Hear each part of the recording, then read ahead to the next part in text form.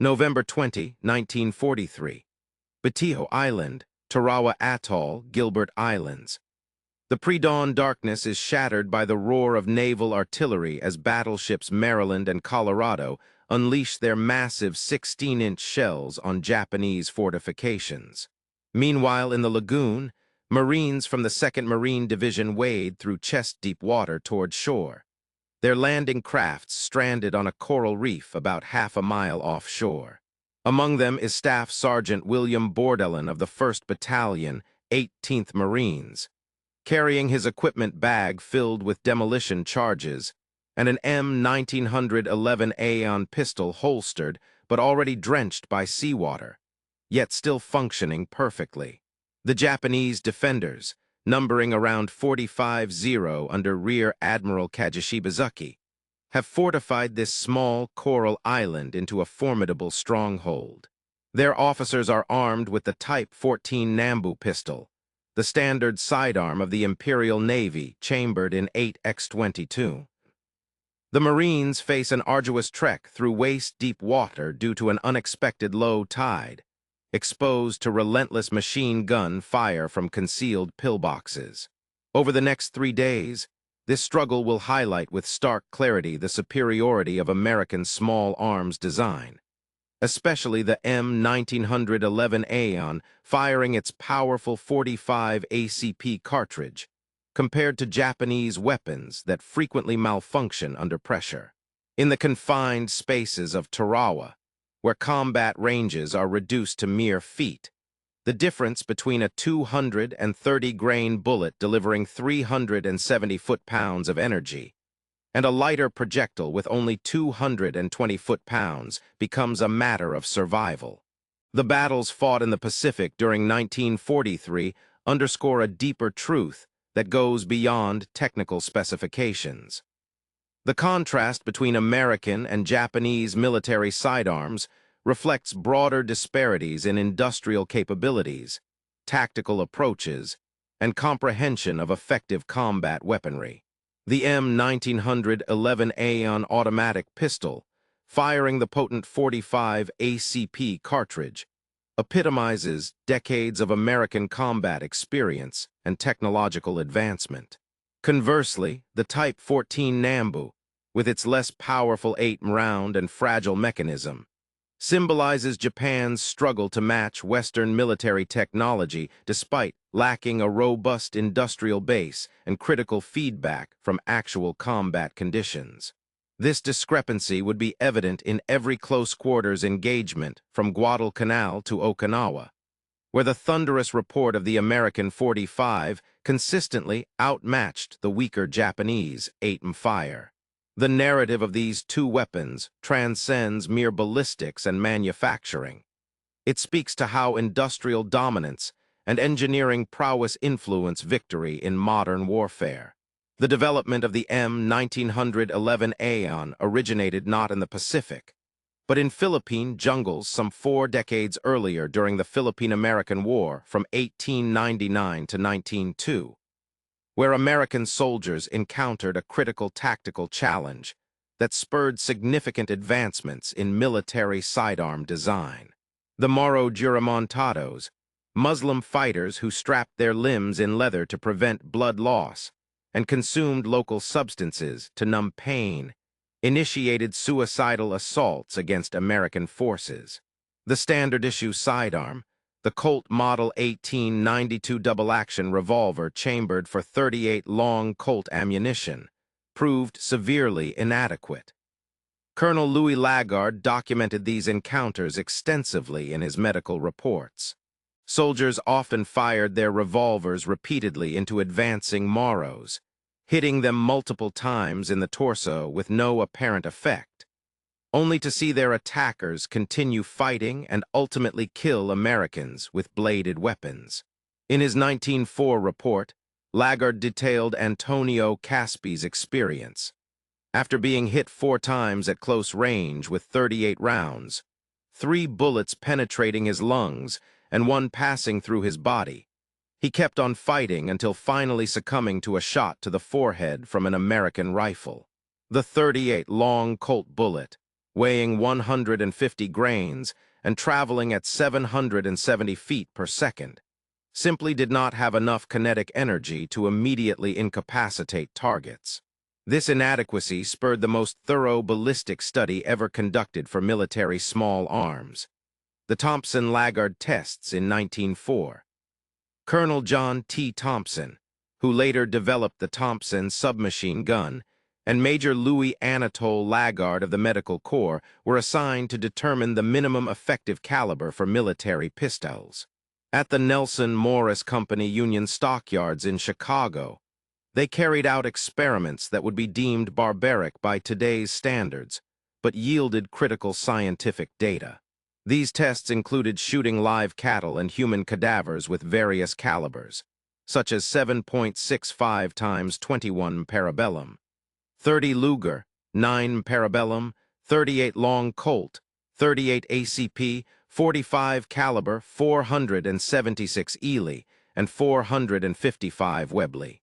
The methodology was meticulous, measuring time to incapacitation for live animals, quantifying body sway and oscillation in suspended cadavers, dissecting wound channels, and employing the newly developed X-ray technology.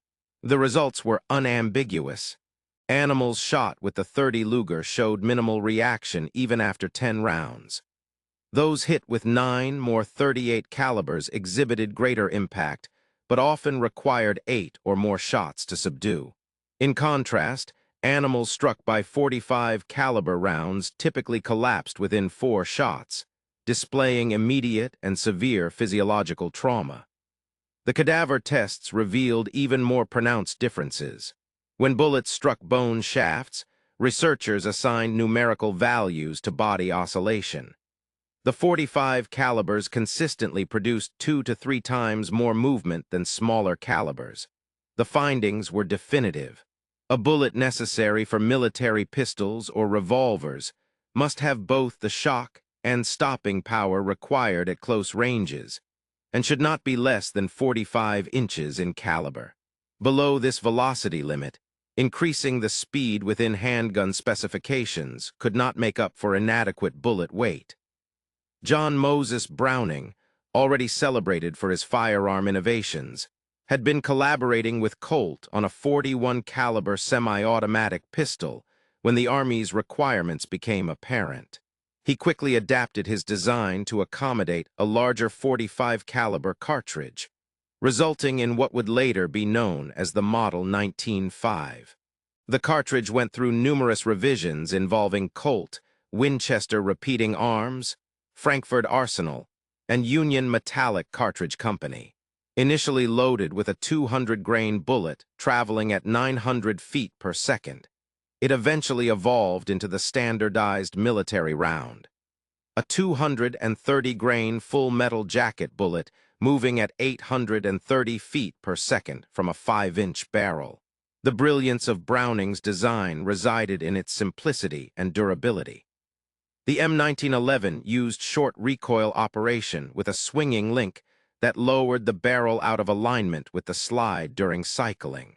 Its single-action trigger offered a consistent, crisp pull. 2 safety features: a grip safety that needed to be depressed and a manual thumb safety, prevented accidental discharge while allowing rapid deployment. A 7-round detachable magazine could be quickly swapped, and the pistol would fire even without a magazine inserted if rounds were chambered, crucial for situations where magazines might be damaged or lost. Extensive testing from 1906 to 1911 compared it against designs by Savage, Luger, and others. These tests included firing 6,000 rounds as quickly as possible in just 27 minutes, submerging the heated pistol in water, mud, and sand between bursts. The Browning Colt design performed flawlessly. On March 29, 1911, the U.S. Army formally adopted the automatic pistol caliber .45 model of 1911.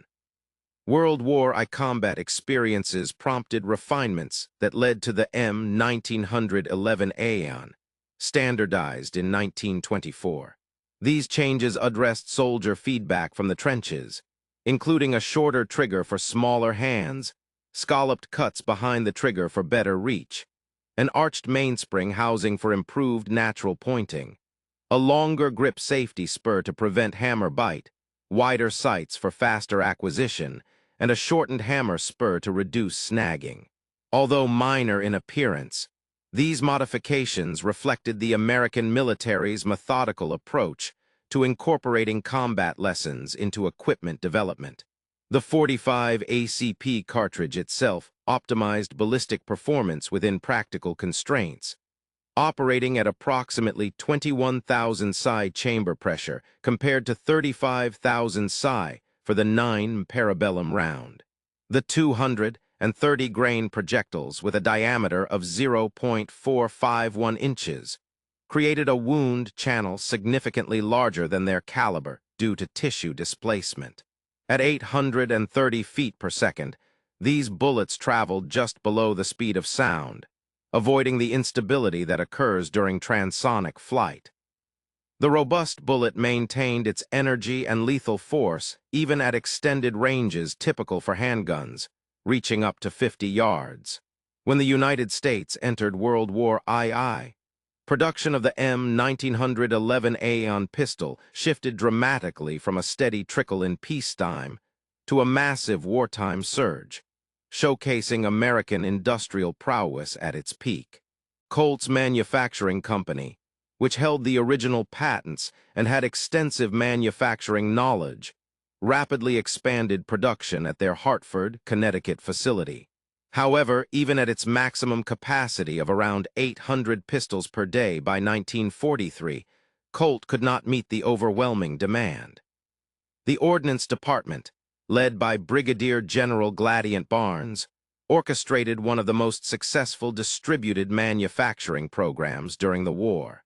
Unlike intricate weaponry requiring artisanal craftsmanship, the M1911A1's straightforward design allowed for mass production techniques.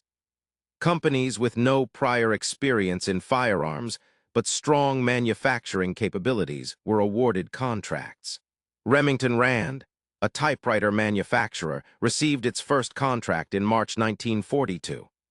Their Syracuse, New York plant was retooled to produce pistols instead of typing machines and adding devices, ultimately churning out 877,751 M1911A1s, more than any other contractor, including Colt. Remington Rand's production methods revolutionized pistol manufacturing with extensive use of stamping, rather than forging, automated checkering for grip frames, and statistical quality control to maintain tolerances while speeding up production. Ithaca Gun Company, a traditional shotgun manufacturer from New York, produced 369,129 pistols. They innovatively used investment casting for small parts, reducing machining time by 60%. Union Switch and Signal Company in Swissvale, Pennsylvania, which primarily manufactured railroad equipment, produced 55,000 high-quality pistols with improved heat treatment processes that extended barrel life by 30%. Singer Manufacturing Company's contribution, though numerically small at only 500 pistols, exemplified American industrial adaptability. These sewing machine manufacturers produced educational guns of such exceptional quality that they remain highly sought after among collectors today. Singer developed tooling and production techniques later adopted by other manufacturers, amplifying their impact beyond direct output. Standardization was strictly enforced. Any component from any manufacturer would fit into any frame. Tolerances were deliberately set to be loose, at 0.003 to 0.005 inches in most critical dimensions, ensuring functionality despite manufacturing variations, field contamination, or thermal expansion. This interchangeability proved crucial during depot-level maintenance when assembling functional pistols from components of multiple damaged weapons was often necessary. Weapon production and ammunition supply were well synchronized. During World War II, Frankfurt Arsenal, the main ammunition plant of the U.S. Army, manufactured over 1 billion rounds of 45 ACP cartridges. Remington Arms Western Cartridge Company and Winchester Repeating Arms each contributed more than 2 billion additional rounds. Strict quality control measures ensured that every batch was rigorously tested for accuracy, pressure resistance, and functionality across various weapons. Consistency in specifications was maintained throughout the production process. Each round featured a 230-grain bullet with 5 grains of powder, using either bull's eye or equivalent propellant to achieve a velocity of 830 feet per second, plus or minus 25 feet per second. Innovative special ammunition types showcased American ingenuity. For instance, the M12 shot cartridge designed for survival kits contained 118 pieces of No. 7.5 birdshot in a paper capsule and was effective against small game up to 10 feet away.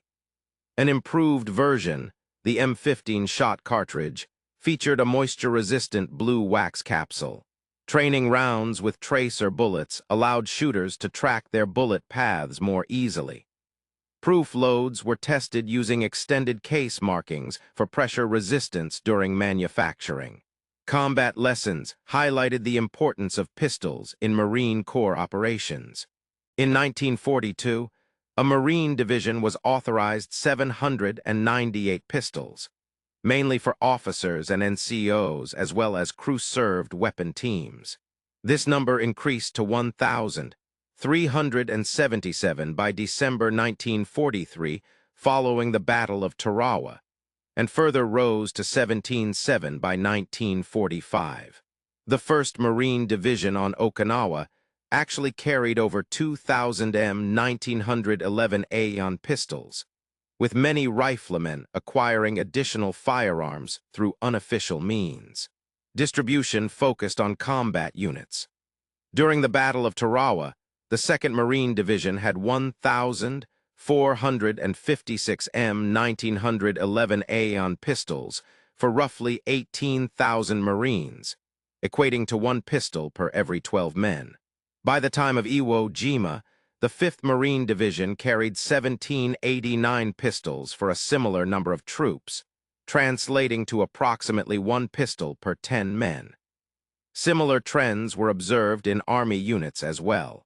The 77th Infantry Division, stationed on Okinawa, had 16,000 soldiers carrying 1,234 M1911A1 pistols.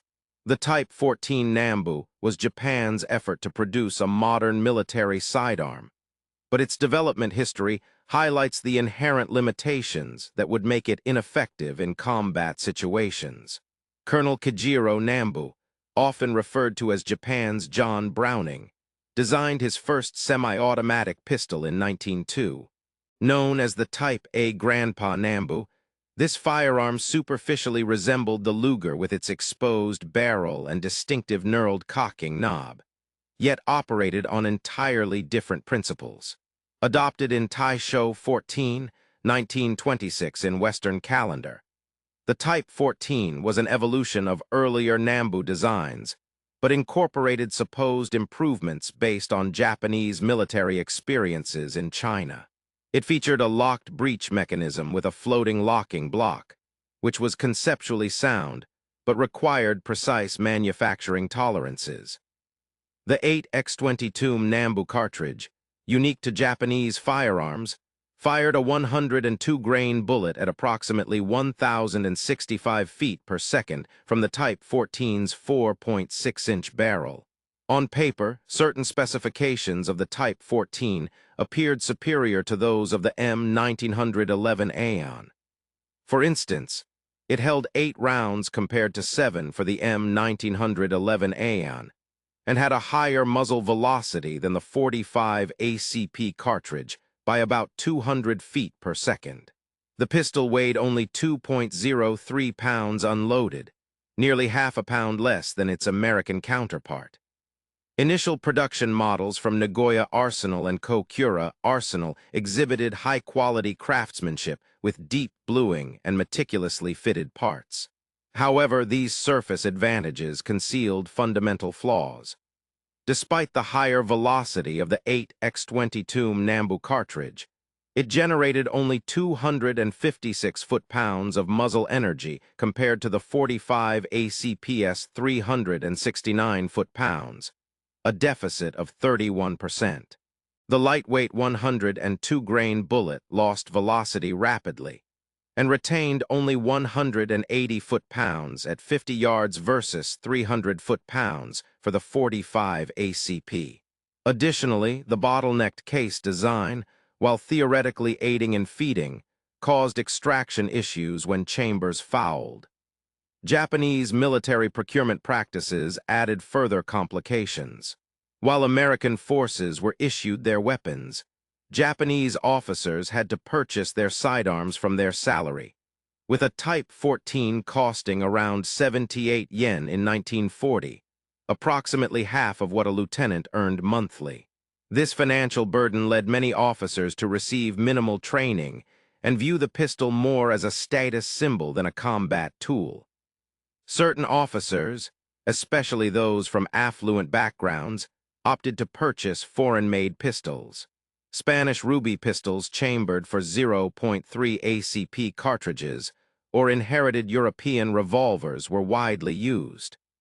The Type 14's design embodied the Japanese military doctrine that valued spiritual strength over firepower. The infantry manual of the Imperial Japanese Army dedicated more pages to swordsmanship than it did to pistol marksmanship techniques. Pistols were primarily seen as tools for executing prisoners, maintaining discipline among subordinates, and facilitating ritual suicide rather than primary combat weapons. This doctrinal oversight prevented recognition of significant design flaws that would prove detrimental in actual combat situations. The quality of manufacturing declined dramatically as the war progressed. Pre-war Type 14 pistols featured 17 distinct inspection stamps, meticulous polishing, and hand-fitted parts. By 1943, however, these standards had severely deteriorated. Only 3 inspection marks remained, surface finishing was eliminated, and part interchangeability suffered significantly. Late-war production from the Toriyamatsu factory exhibited visible tool marks, rough casting, and dimensional variations that would have failed pre-war quality control checks. The Type 14's most significant design shortcomings were related to its controls and magazine system. The safety lever, located on the left side above the trigger guard, required either shifting grip with the shooting hand or using the support hand, a maneuver often impractical when wounded, carrying equipment, or grappling with an enemy. Additionally, the magazine release mechanism, a spring-loaded lever at the bottom front of the grip, frequently triggered unintentionally during handling, rendering the pistol inoperable due to its magazine disconnect safety feature. A modification introduced in 1939 added a magazine retention spring intended to prevent accidental loss of magazines. This improvement made combat reloading extremely difficult. Magazines had to be forcefully removed against spring pressure and often required both hands. In tropical environments, corrosion could weld magazines in place, rendering them immovable without tools. Marines reported capturing Type 14 pistols with frozen-in-place magazines that resisted even desperate hammering attempts at removal. Production data highlighted Japan's industrial constraints.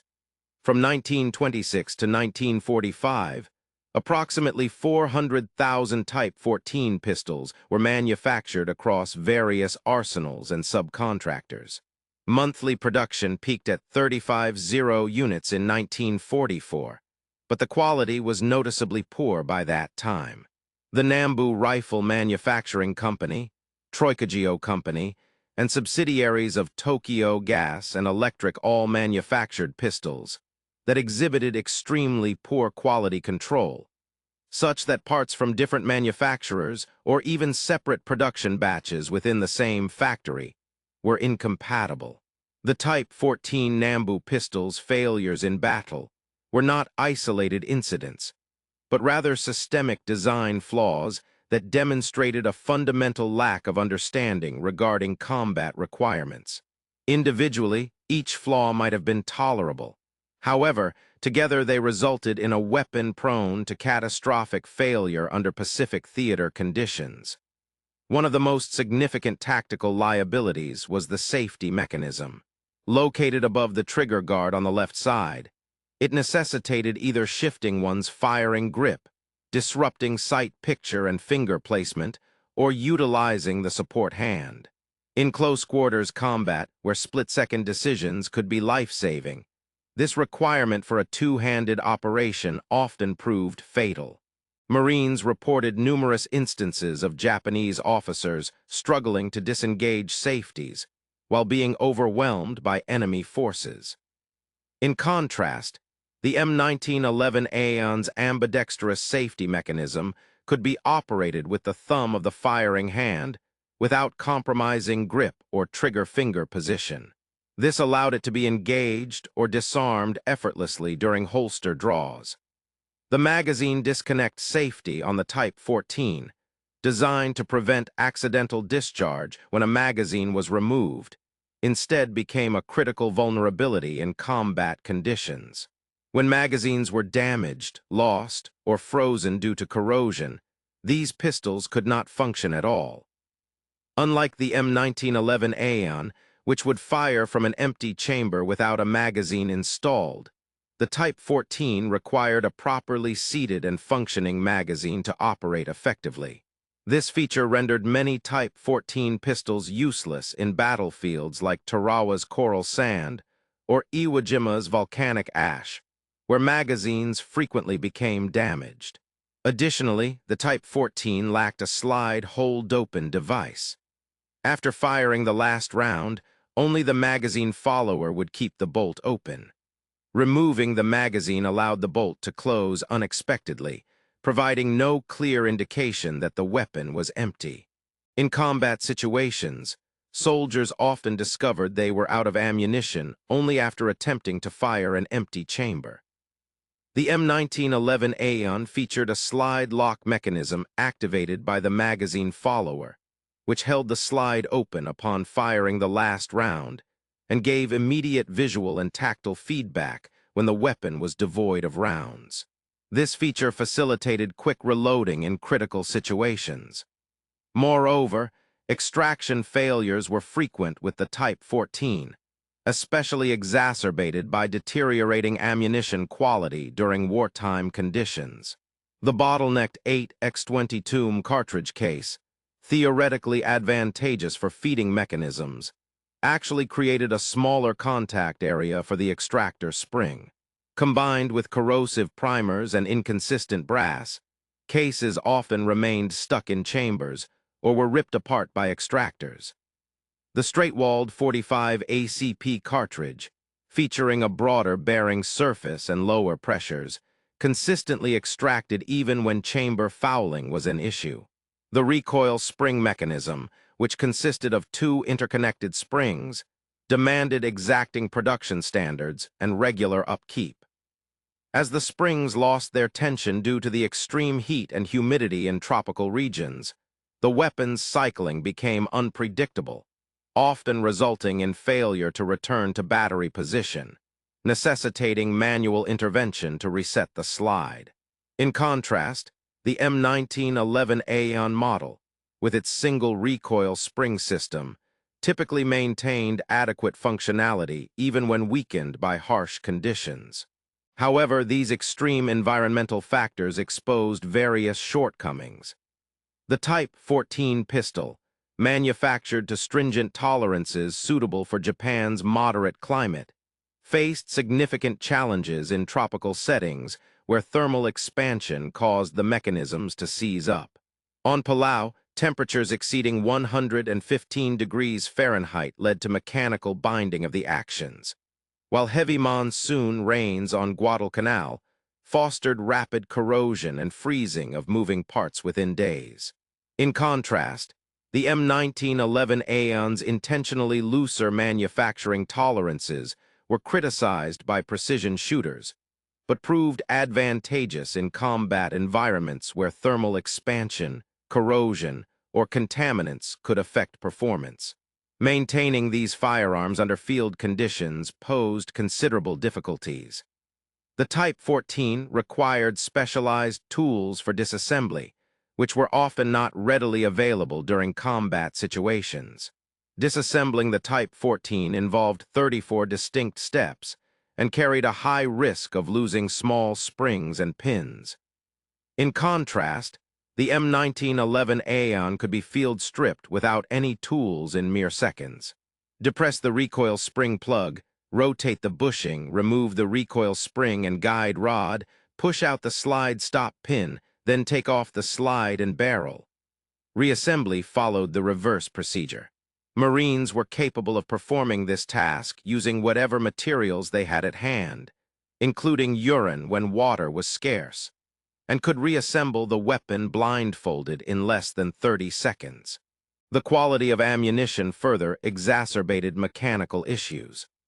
By 1944, Japanese factories struggled to produce consistent powder charges and primer compounds.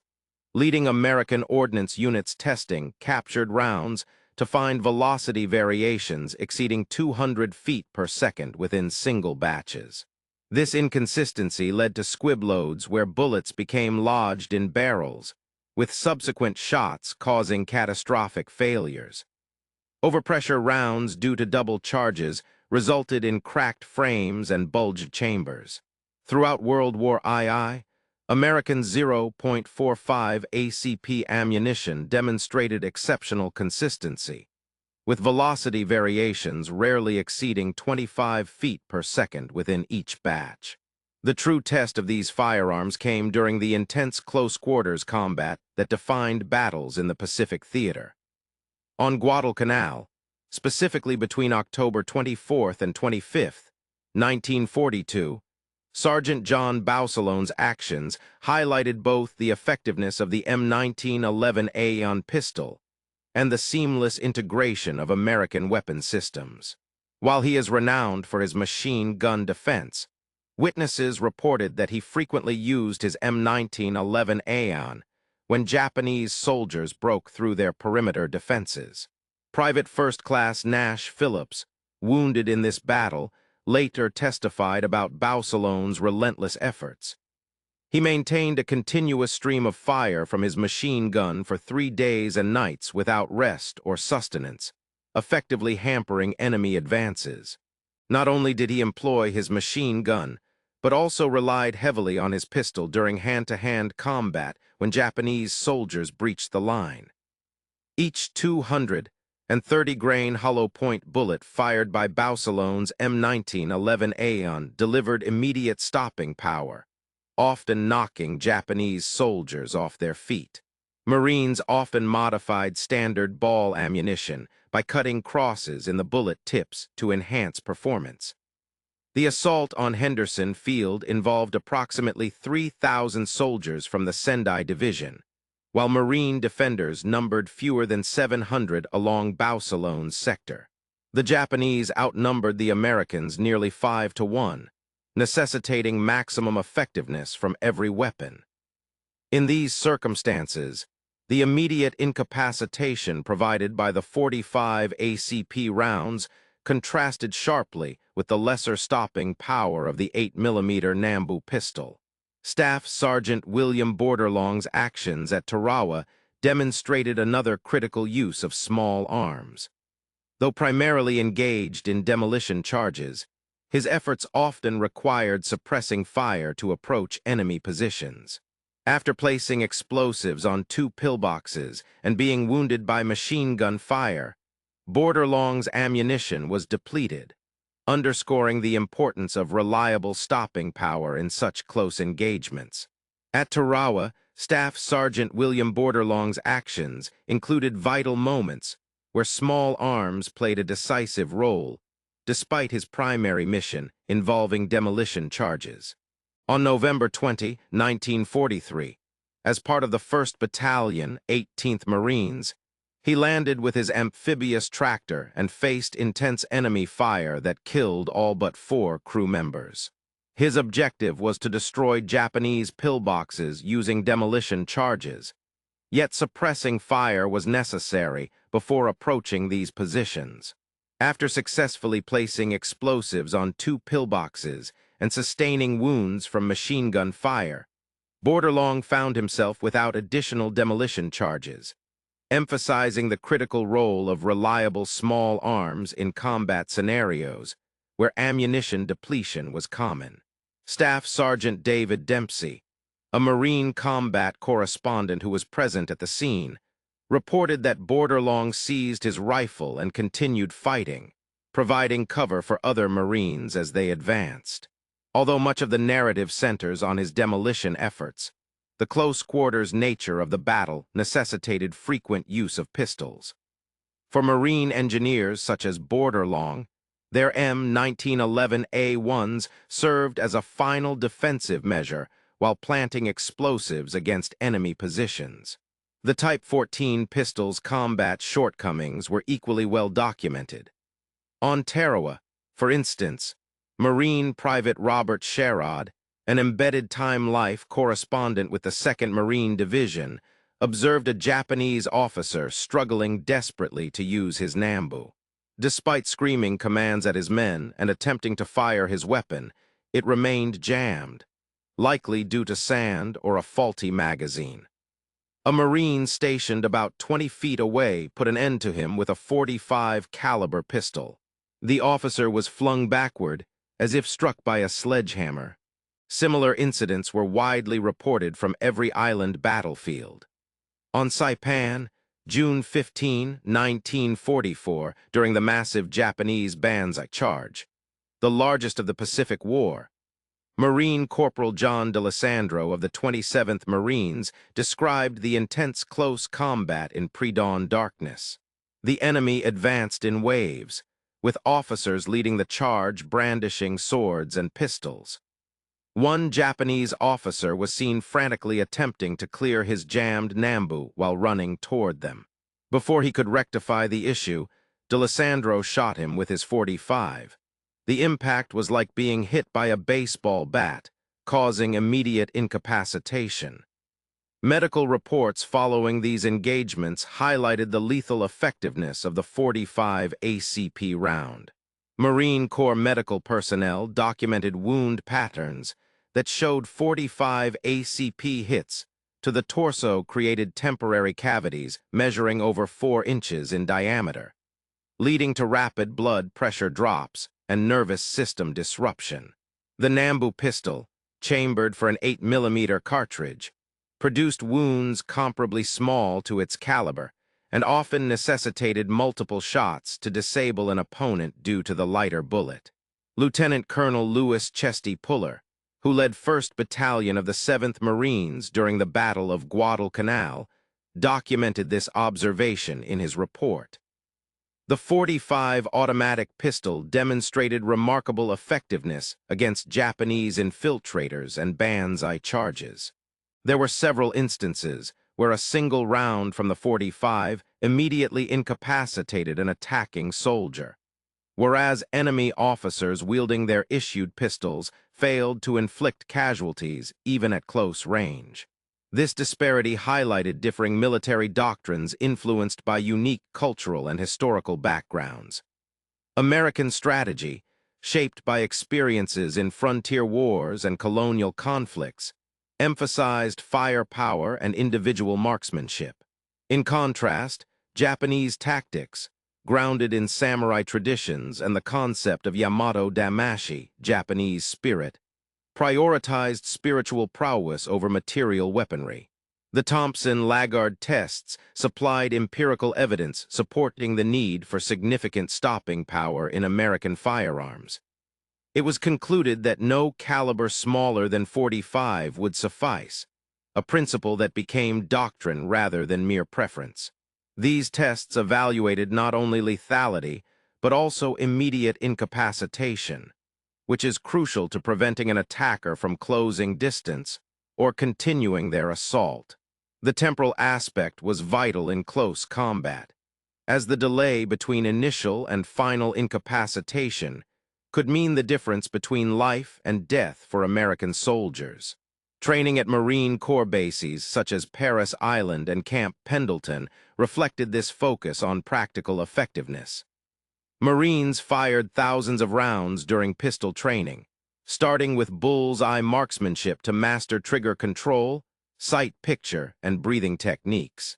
They then moved on to combat shooting, learning retention firing from a sidearm held against the ribs, point shooting without using sights, and engaging multiple targets while moving.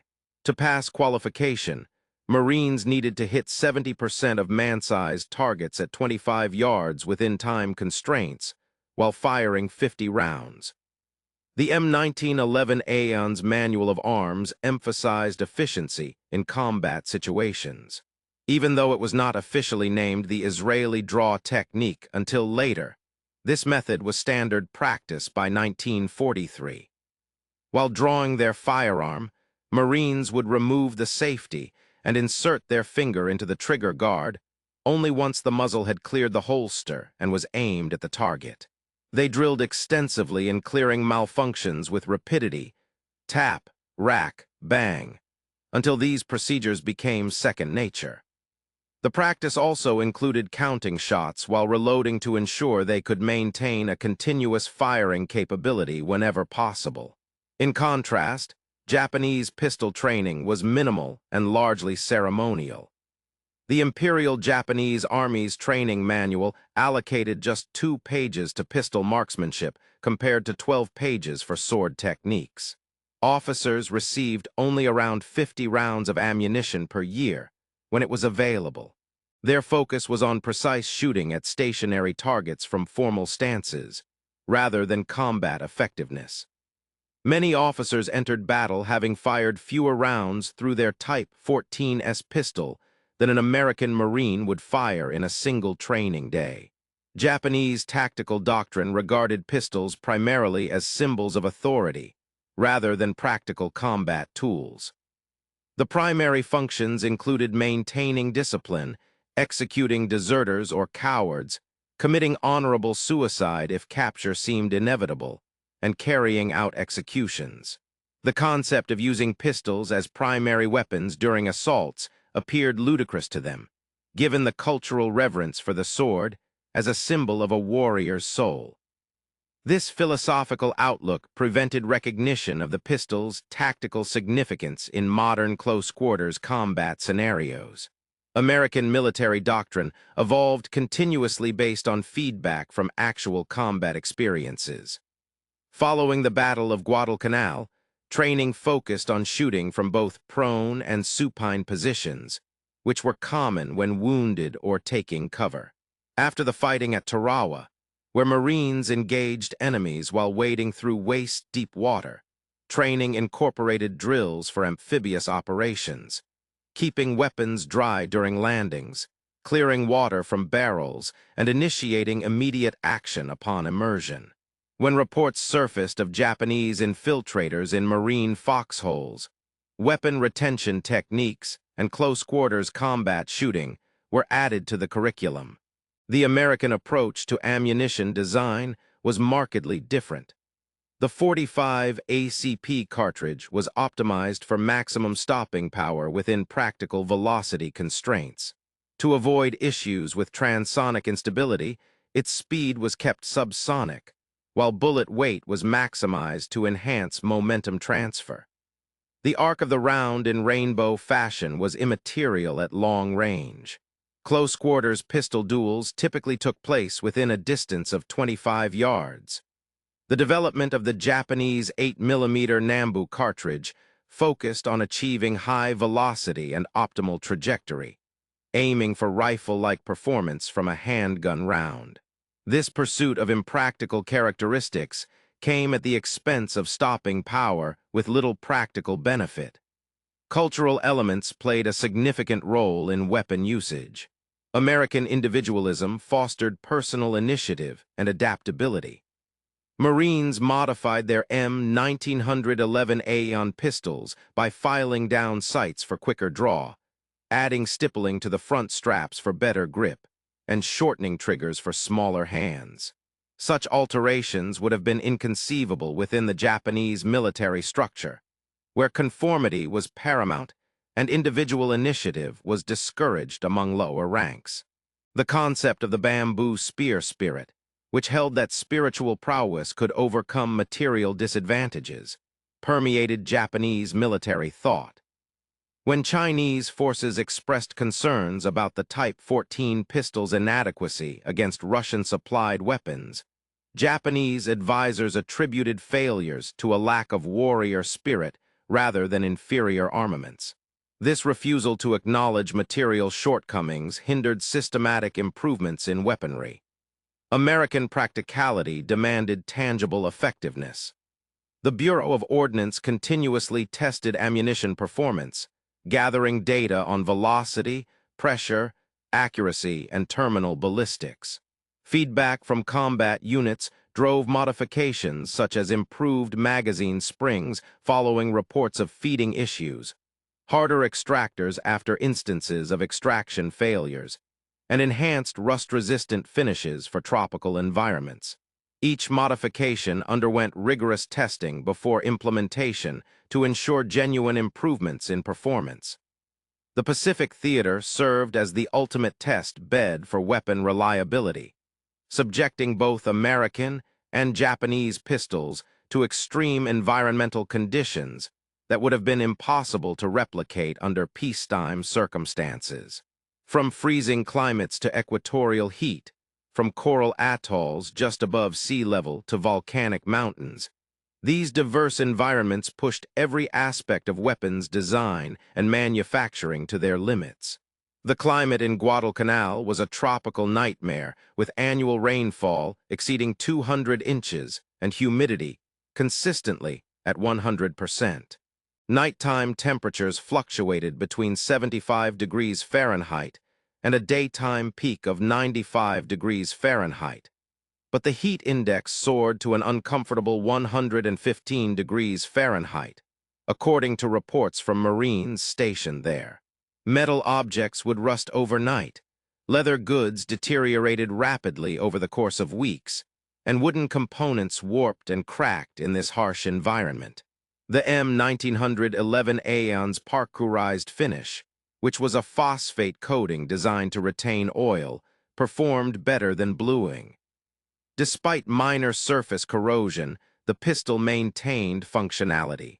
Conversely, the Type 14's blued finish, although visually appealing when new, offered inadequate protection against rust and corroded within days, progressing to deep pitting after several weeks. Sergeant Thomas Morrison of the 1st Marine Division on Guadalcanal documented these maintenance issues in his journal. The .45 caliber pistols required daily cleaning, but could still operate effectively even under severe conditions. Marines resorted to using motor oil, gun oil, and coconut oil to ensure their weapons kept running smoothly.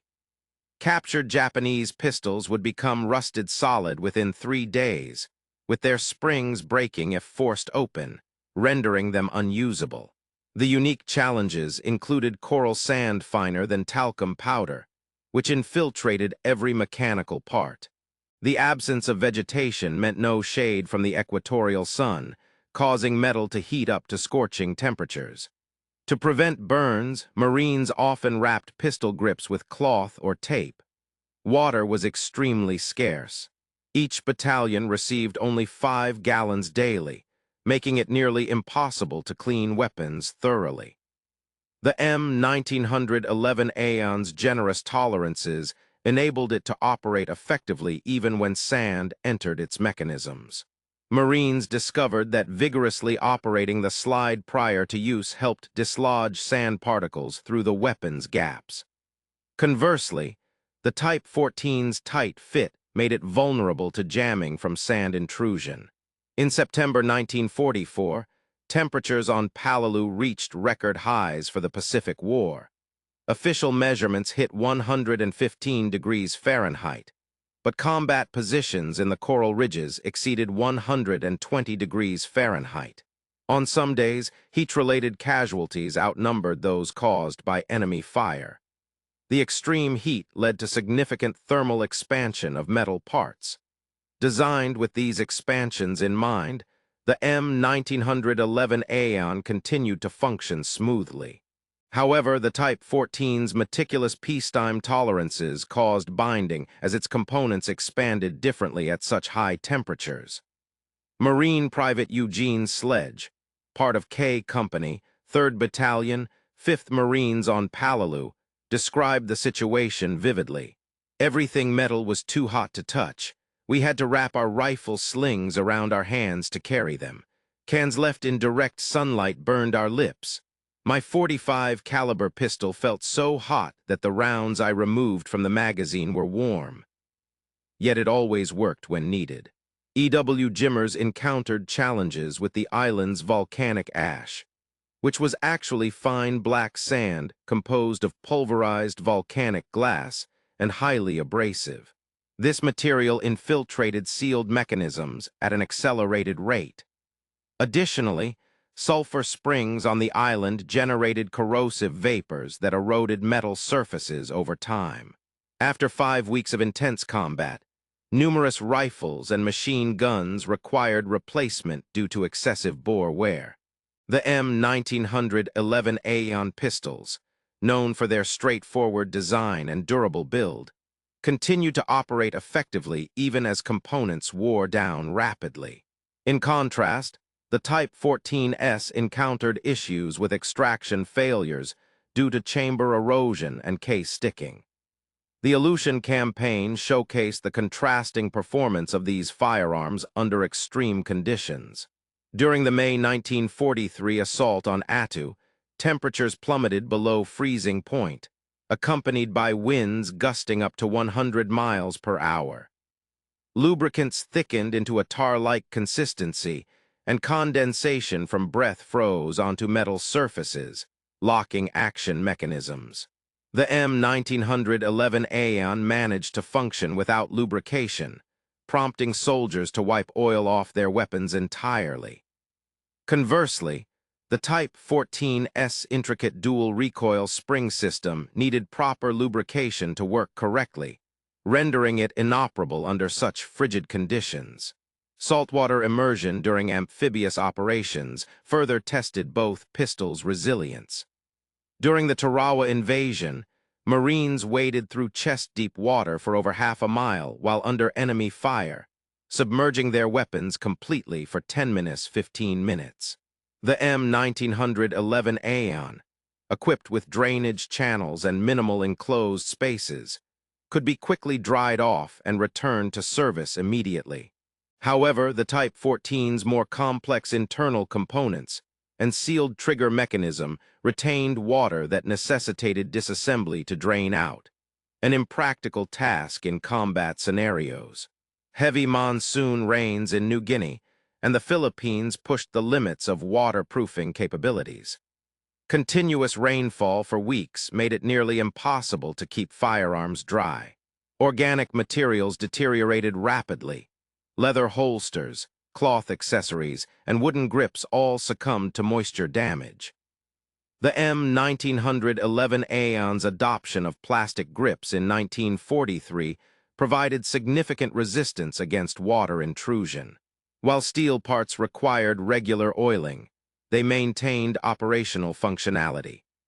On the other hand, the Type 14's later models with wooden grips absorbed moisture and swelled excessively until they cracked and compromised the frame integrity. The magazine retention spring introduced in 1939 corroded over time, making it impossible to change magazines. Maintenance supplies varied greatly between the American and Japanese forces. American units were supplied with ample cleaning materials such as bore brushes, cleaning rods, patches, CLP, cleaner lubricant preservative, cleaner lubricants, preservatives, and specialized lubricants for harsh conditions. Each Marine carried a pistol cleaning kit, while by 1944, Japanese troops frequently lacked even basic cleaning supplies. Captured documents revealed that Japanese units often shared a single cleaning rod, used palm leaves as patches, and resorted to motor oil when gun oil was unavailable. Field modifications showcased the adaptability of American forces. Marines learned techniques such as polishing feed ramps with emery cloth to enhance feeding efficiency, using valve grinding compound to adjust slide-to-frame fit for improved reliability, and replacing recoil springs from damaged weapons to maintain proper tension. These adjustments performed at battalion level helped keep firearms operational despite severe wear. Japanese units, lacking spare parts and modification capabilities, often discarded Type 14S pistols when they malfunctioned. The Battle of Okinawa began on April 1, 1945, serving as the ultimate test for American and Japanese small arms in what would become the largest amphibious operation of the Pacific War. Codenamed Operation Iceberg, it pitted 183,000 American soldiers and Marines against 110,000 Japanese defenders on an island, intended to serve as a staging area for the planned invasion of Japan. The 82-day battle would conclusively demonstrate the superiority of American weapons in some of the war's most brutal fighting. Okinawa's terrain was dramatically different from previous Pacific battlefields. Spanning 60 miles long and varying in width between 2 to 18 miles, it featured open farmland in the north and rugged ridges with extensive cave networks in the south. General Mitsuru Ushijima had months to prepare defenses, creating a complex system of interconnected caves, tunnels, and fortified positions designed to funnel American forces into killing zones. Close-quarters combat was common on this battlefield where pistols often played a critical role in survival. The American force included the 10th Army under Lieutenant General Simon Bolivar Buckner, Jr., consisting of the Army's 24th Corps and the Marines' 3rd Amphibious Corps, along with divisions such as the 7th, 27th, 77th, and 96th Infantry Divisions. These units carried more than 15,000 M1911A1 pistols, or nearly one for every 12 combat troops. The ammunition supply included 10 million rounds of .45 ACP, reflecting lessons learned about the high rate of ammunition consumption in prolonged operations. The Japanese forces consisted of the 32nd Army, reinforced by naval troops and Okinawan conscripts, representing Japan's last cohesive military force outside its home islands. The officers carried Type 14 pistols, but ammunition shortages were severe. Documents seized from the Japanese 60th Division revealed that each pistol was allocated only 20 rounds throughout the campaign. In contrast, American troops received a standard load of 21 rounds per pistol, with an unlimited supply available for resupply. The initial landings on April 1, 1945, Easter Sunday and April Fool's Day, encountered surprisingly light resistance as Ushijima had withdrawn his forces to prepared positions in the south. However, when American troops encountered the Japanese main defensive line at Kakazu Ridge on April 9, the true nature of the battle became apparent. The fighting descended into close-quarters combat where distances were measured in mere feet, and survival often hinged on who could deliver effective firepower first. Technical Sergeant Beaufort Anderson from the 96th Infantry Division received the Medal of Honor on April 13 during the assault on Kakazu Ridge. When his unit was pinned down, Anderson single-handedly attacked Japanese positions with grenades and small arms, eliminating an estimated 25 enemy soldiers in close combat. Witnesses reported that Anderson extensively used his M1911A1 when facing Japanese soldiers emerging from spider holes at point-blank range. "The .45 saved my life a dozen times that day," Anderson later stated, noting how the weapon was crucial against enemies who appeared unexpectedly and required instant action. Throughout the battle, the Japanese launched numerous counterattacks, culminating in Operation Tengo on May 4, when Ushijima deployed his entire reserve force for a desperate offensive. During this attack, close combat became widespread across all fronts. Marine Private First Class Harold Agerholm of the 4th Battalion, 10th Marines, received a posthumous Medal of Honor for evacuating 45 wounded Marines under heavy fire. Witnesses reported that Agerholm carried his M1911A1 in one hand while dragging wounded soldiers with the other, engaging infiltrating Japanese troops approaching casualties. The cave warfare on Okinawa created unique combat conditions where pistols played a critical role.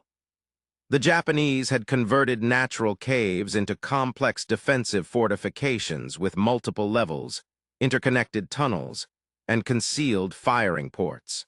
Engaging these positions required Marines and soldiers to enter confined spaces where rifles were impractical. Consequently, the M1911A1 became the primary weapon for clearing caves. Corporal Donald Hannes of the 1st Marine Division recounted operations within caves during combat. The strategy involved tossing white phosphorus grenades to deplete oxygen levels before advancing with pistols and flashlights. The .45 caliber weapon was ideal for this task due to its effectiveness in tight quarters, where the shock wave from each shot would stun anyone nearby. Tactical lights were often affixed to pistol barrels for better visibility in dark conditions. Soldiers could spot movement through a tiny aperture and fire accurately at close range.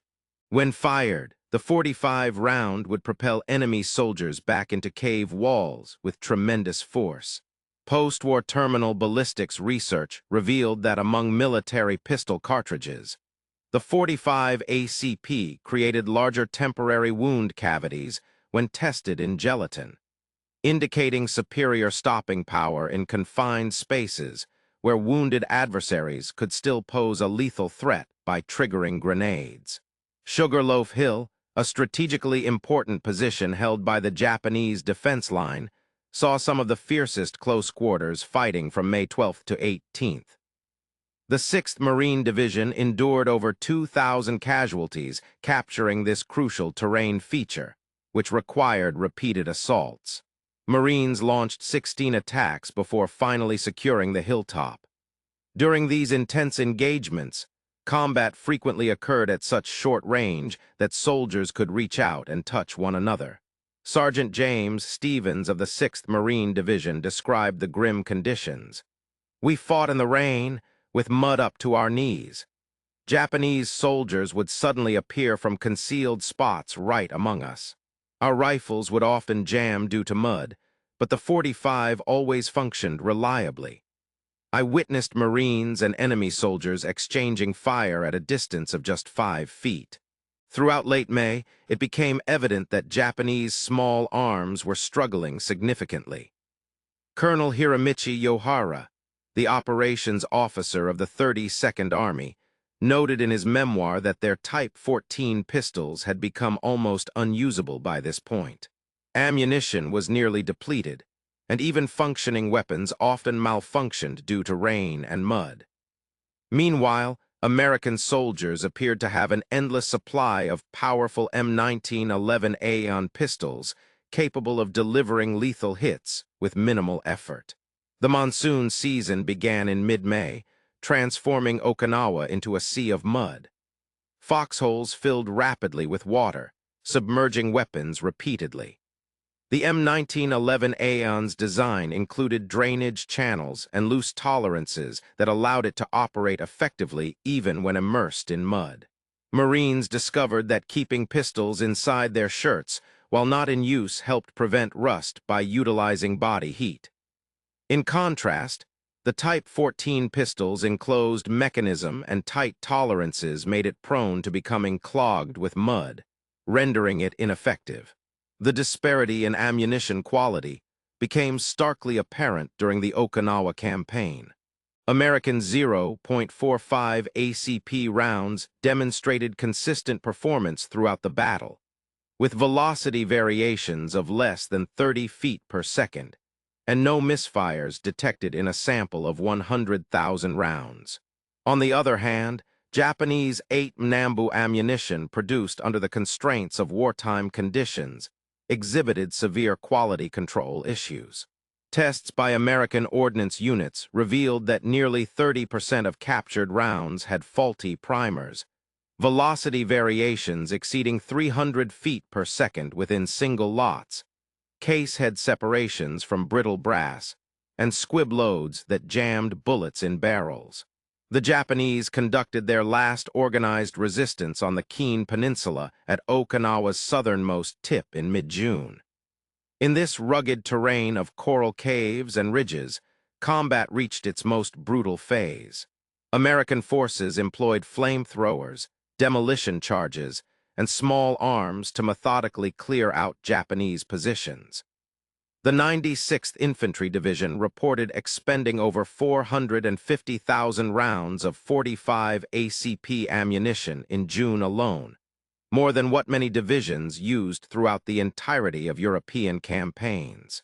Private First Class Desmond Doss, a conscientious objector medic who never carried weapons into battle, provided unique insights on pistol effectiveness based on his experiences with the 77th Infantry Division during countless close combat engagements while treating wounded soldiers. In post-war interviews, he remarked that the difference between their M1911A1 pistols and Japanese Type 14s was akin to night and day. I witnessed Japanese officers firing their weapons at our soldiers who were still fighting bravely. But when one of our men struck a Japanese soldier with a .45 caliber pistol, the enemy fell and remained down. This particular weapon proved crucial in saving numerous American lives.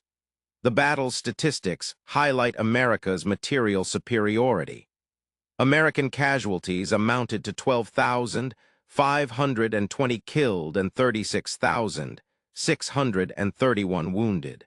In contrast, Japanese losses were estimated at around 110,000 military personnel and about 100,000 Okinawan civilians. The stark disparity in the kill ratio, favoring America by a margin of 10-1, illustrated superior firepower across all levels, from naval artillery to personal sidearms. In close-quarters combat, where individual weapons played a decisive role, the dominance of the M1911A1 pistol significantly enhanced American tactical effectiveness. The comparison between M1911A1 and Type 14 production figures goes beyond mere numbers. It underscores the critical flaw in Japan's approach to industrial warfare. By the war's conclusion, American factories had manufactured 1,878,742 M1911A1 pistols from 1941 to 1945. In comparison, Japan produced approximately 400,000 Type 14 pistols over nearly 2 decades, spanning from 1926 to 1945. The production ratio of more than 4-1 during the war years underestimates the true gap in terms of quality, standardization, and ammunition supply. American manufacturing techniques revolutionized production processes. Remington Rand's Syracuse plant, which shifted from typewriter production, achieved remarkable efficiency through innovative methods. They pioneered broach rifling, allowing for perfectly rifled barrels in a single pass instead of multiple cuts required by traditional rifling techniques. Statistical process control, developed by Walter Schuhart and implemented by Western electric engineers, ensured tight tolerances while increasing output speed. By 1943, Remington Rand was producing 1,000 pistols daily with less than a 1% rejection rate.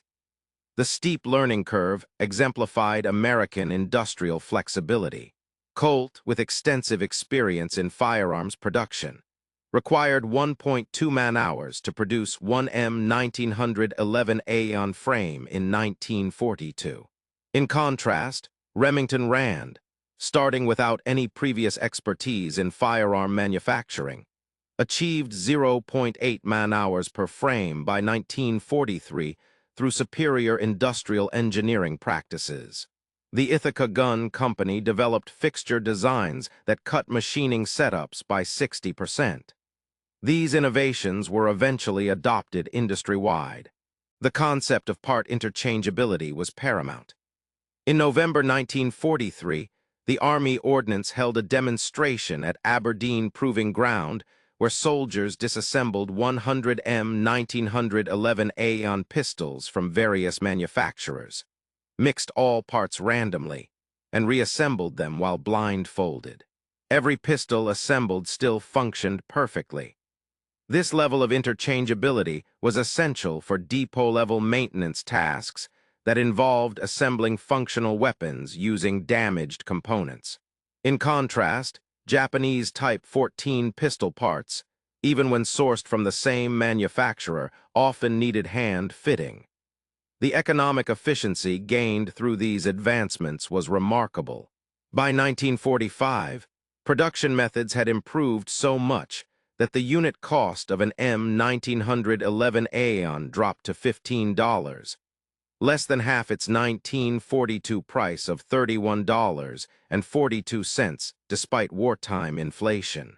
In comparison, the Japanese Type 14 pistol, which required extensive hand fitting throughout the war, consistently cost around 78 yen or approximately $31.20 in 1941 dollars, but consumed a much larger share of Japan's industrial capacity.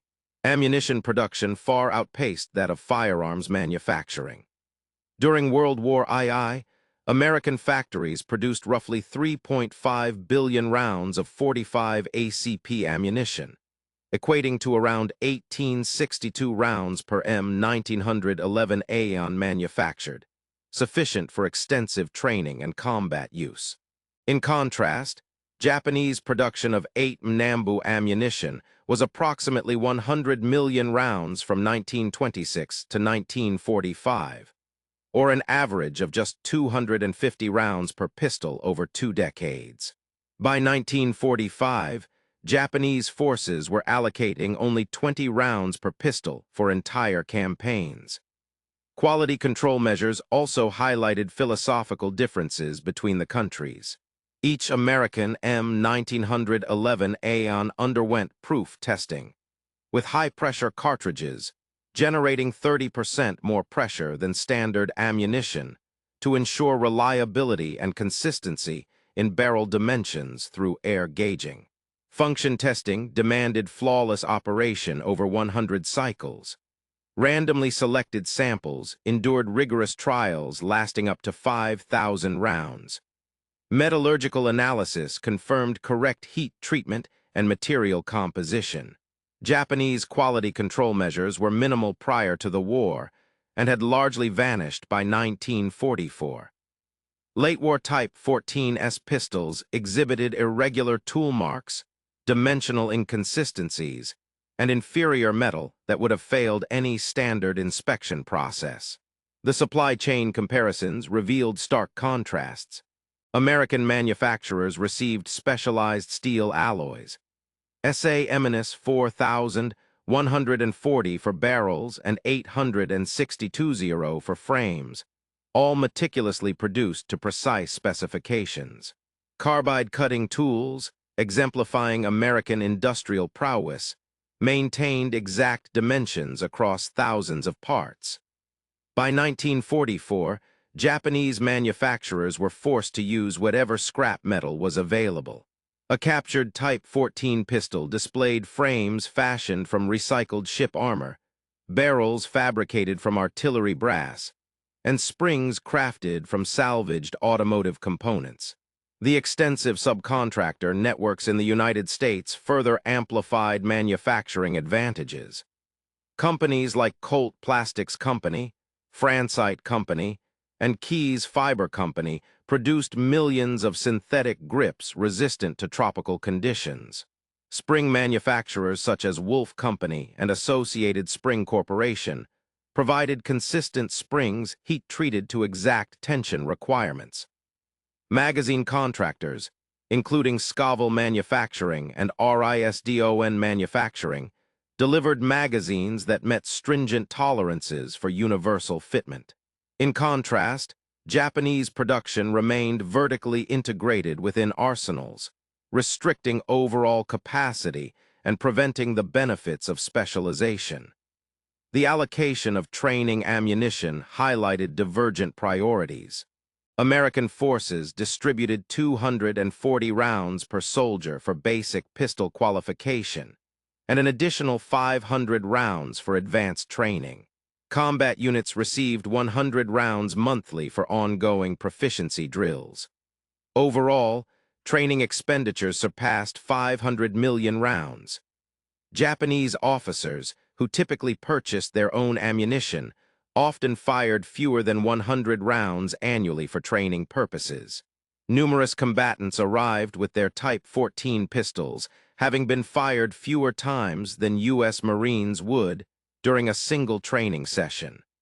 Replacement rates highlighted the harsh realities of warfare.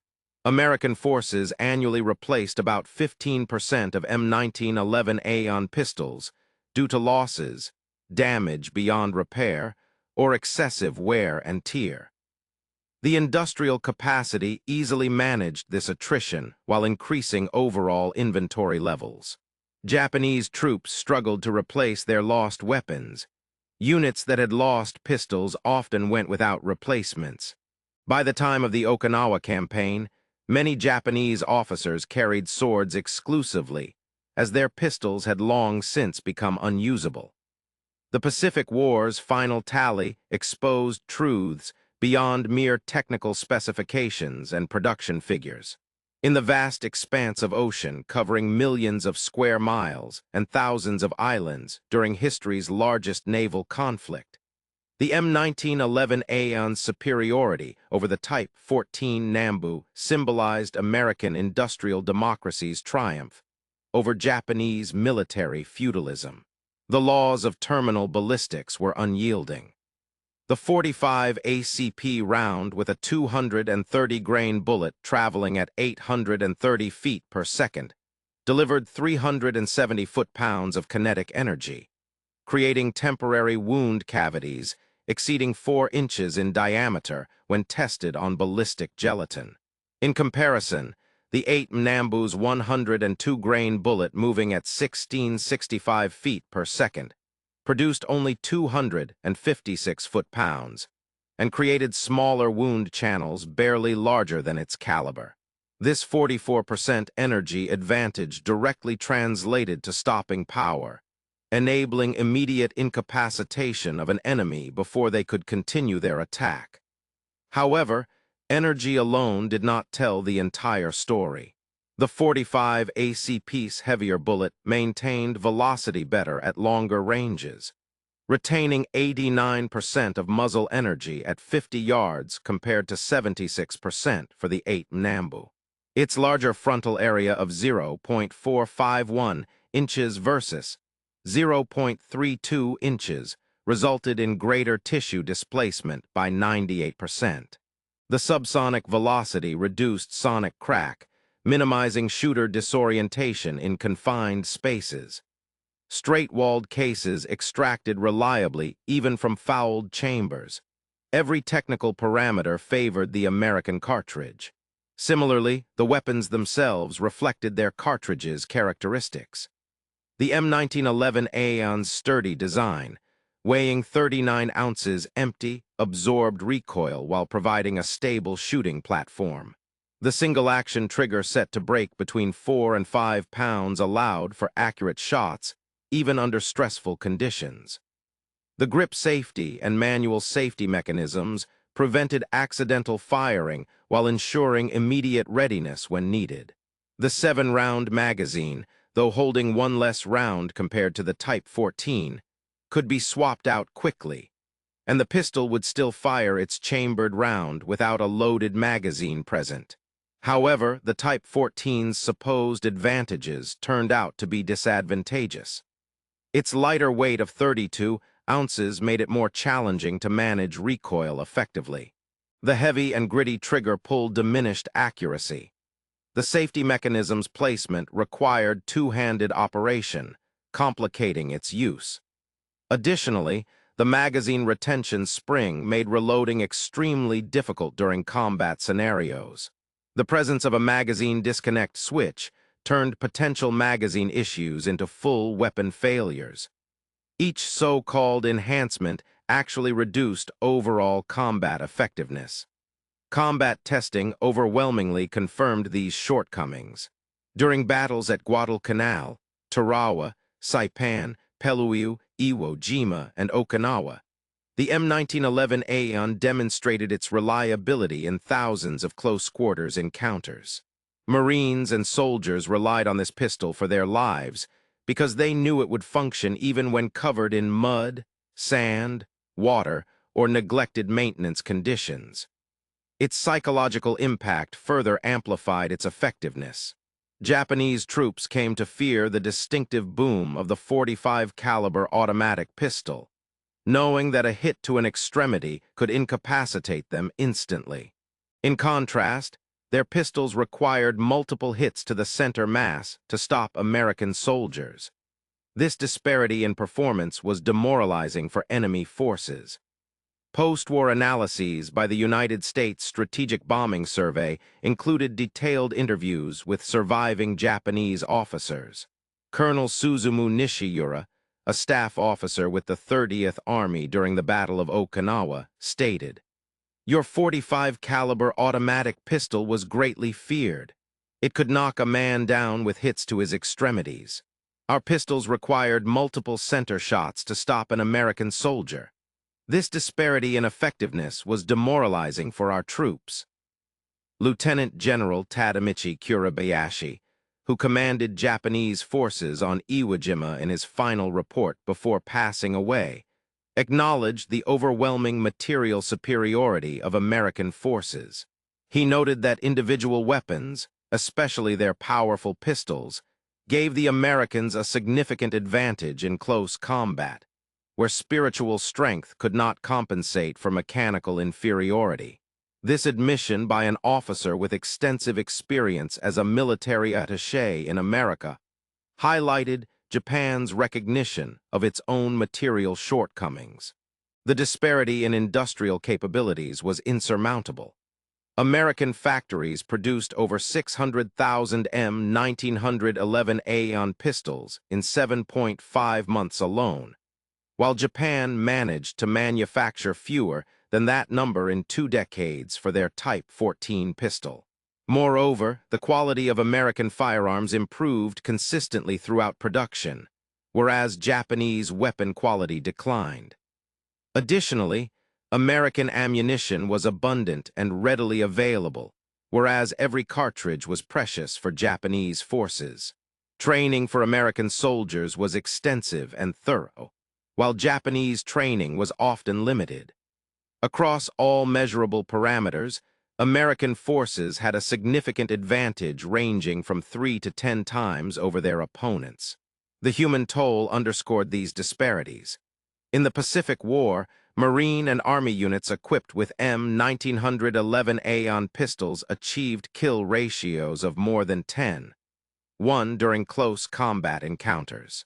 On Iwo Jima, 68-21 Americans died compared to 21,000 Japanese soldiers, maintaining a ratio of about 3:1 despite the Japanese holding fortified positions.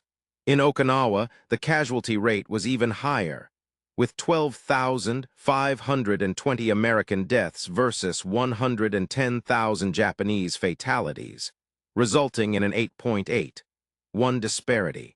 While numerous factors contributed to these stark differences, the effectiveness of individual weapons, such as pistols, played a critical role.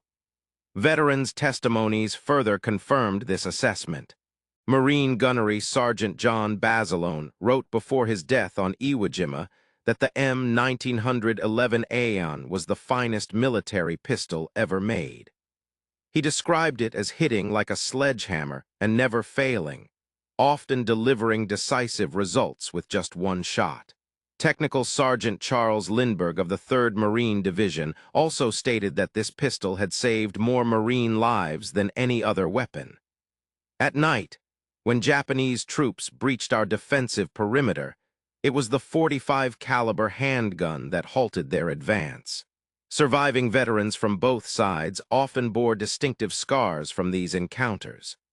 Dr. Tarawa, working at Tokyo Veterans Hospital after the war, remarked on how wounds inflicted by American .45 ACP rounds remained visibly identifiable decades later due to the extensive tissue damage and unique scarring patterns they caused. Those who survived such injuries were generally considered fortunate. The legacy of the M1911A1 pistol extended well beyond World War II.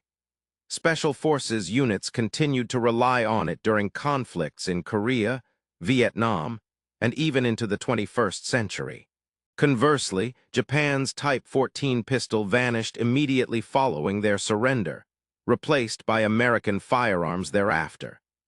Contemporary Japanese self-defense forces have never attempted to develop indigenous pistols, acknowledging the impracticality of competing with Western small arms advancements. Beyond just being weapons, these guns symbolized broader societal values. The M1911A1 epitomized American industrial democracy through its standardized and mass-produced nature, providing effective firepower to all soldiers irrespective of rank or wealth.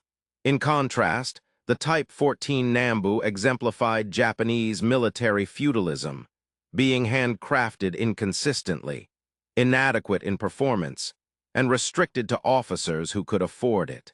The Pacific War demonstrated that the conclusion drawn from the Thompson-Lagarde test in 1904 was accurate.